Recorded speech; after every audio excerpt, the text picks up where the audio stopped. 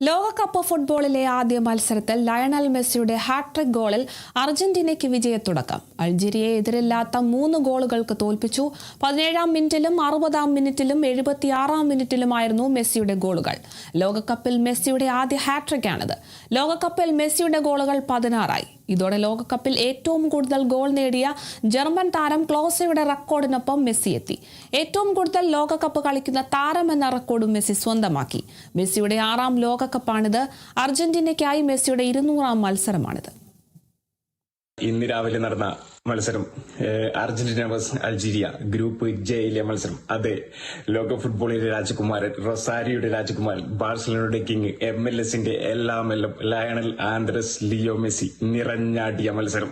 അതെ, 3 ഗോളുകൾ നേടിക്കൊണ്ട് അർജന്റീനയ്ക്ക് ഗ്രൂപ്പ് ജെയിലെ ആദ്യ മത്സരം തകർപ്പൻ വിജയം നേടിക്കൊടുത്തിരിക്കുകയാണ്. അർജന്റീനൻ സൂപ്പർ താരം, വേൾഡിലെ സൂപ്പർ താരം, അസിസ്റ്റുകളുടെ രാജകുമാരൻ, ഗോളുകളുടെ രാജകുമാരൻ Lionel Andres Leo Messi, one and only Lionel Messi അഴിഞ്ഞാട്ടം നടന്ന മത്സരം. ഇന്നത്തെ മത്സരത്തിന്റെ വിശദീകരണത്തിലേക്ക് വന്നാൽ, മത്സരത്തിൽ ഒരു നല്ല സ്ക്വാഡിനെ, വേൾഡ് ക്ലാസ് സ്ക്വാഡിനെ തന്നെയാണ് സ്കാലോണി ഇന്ന് കളത്തിലേക്ക് ഇറക്കിയത്. മെസ്സിയെ മുൻനിർത്തിയുള്ള ആക്രമണത്തിൽ മെസ്സി, അതേ കണക്കെ ലൗതാറോ മാർട്ടിനസ്, അൽമാദ എന്നിവരെ മുൻനിർത്തിയുള്ള ആക്രമണ നിര. അതേ കണക്കെ മധ്യനിരയിൽ De Paul, Mac Allister, Enzo Fernandez, Montiel, Romero, Martinez, Medina എന്നിവരെ അണിനിരത്തിക്കൊണ്ടുള്ള ഡിഫെൻഡിംഗ് നിര. ഒരു നല്ലൊരു സ്ക്വാഡ്. അതുപോലെ തന്നെ അൾജീരിയയുടെ സ്ക്വാഡും, അൾജീരിയയുടെ ഭാഗം നോക്കിയാൽ അവരുടെ സൂപ്പർ താരമായ ഫാർ ചൈബി, ഗൂറി, അജാദ് മൂസ, ഐത്തിനൂറി എന്നിവരും, അതേപോലെ തന്നെ വേൾഡ് ഫുട്ബോളിലെ ഇതിഹാസ താരം സിദാന്റെ മകൻ, നമ്മളെ ഫ്രാൻസിന്റെ സിദാന്റെ മകനാണ് അൾജീരിയയുടെ വല കാത്തത് ലൂക്കാ സിദാൻ. എന്നിരുന്നാലും അൾജീരിയക്ക് അർജന്റീനയുടെ തകർപ്പൻ ഫോമിന് മുന്നിൽ വലിയ മുന്നേറ്റങ്ങൾ നടത്താനൊന്നും സാധിച്ചില്ല. അങ്ങനെ കളിയുടെ 17-ാം മിനിറ്റിലായിരുന്നു വേൾഡ് ക്ലാസ് ഗോൾ പിറന്നത്. ലയണൽ മെസ്സിയുടെ ഈ വേൾഡ് കപ്പിലെ ആദ്യ ഗോൾ. ലയണൽ മെസ്സി ഹാട്രിക് നേടിയ ഈ മത്സരത്തിലെ ആദ്യ ഗോൾ പിറന്നത് 17-ാം മിനിറ്റിലായിരുന്നു.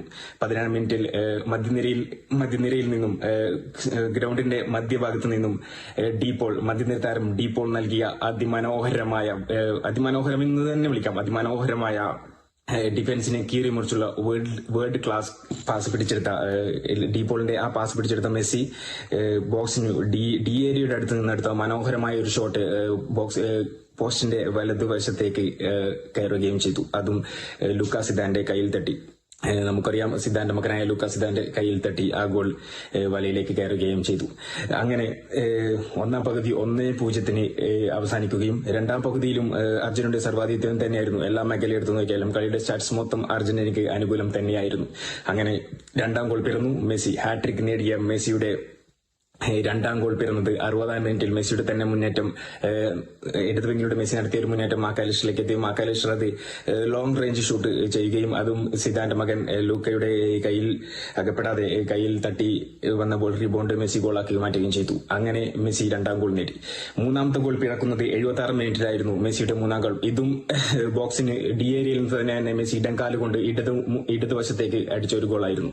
അങ്ങനെ മെസ്സി ഹാട്രിക്കും വേൾഡ് കപ്പിലെ ഹാട്രിക്കും നേടി, ആദ്യ ഹാട്രിക്കും നേടി. അതുപോലെ തന്നെ നിലവിലെ വേൾഡ് കപ്പ് ഹിസ്റ്ററിയിൽ ഏറ്റവും കൂടുതൽ ഗോൾ നേടിയ ജർമ്മൻ താരം ക്ലോസയുടെ കൂടി എത്തുകയും ചെയ്തു.